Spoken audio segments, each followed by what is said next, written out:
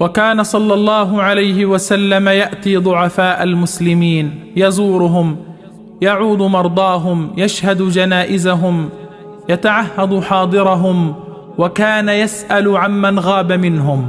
ففي صحيح مسلم أن امرأة عجوز سوداء كانت تقم المسجد، يعني تكنس مسجد رسول الله، وكان النبي يراها دائما تنظف المسجد، وفجأة ماتت هذه المرأة العجوز فدفنها الصحابة بالليل.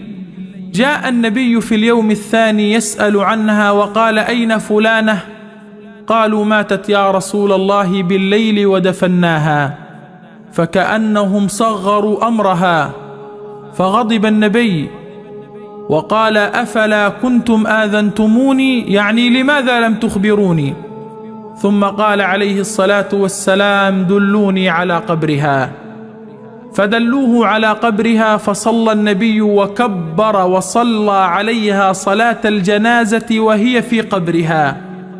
ثم نظر النبي إلى الصحابة وقال: إن هذه القبور مملوءة ظلمة على أهلها، وإن الله ينورها بصلاتي عليهم.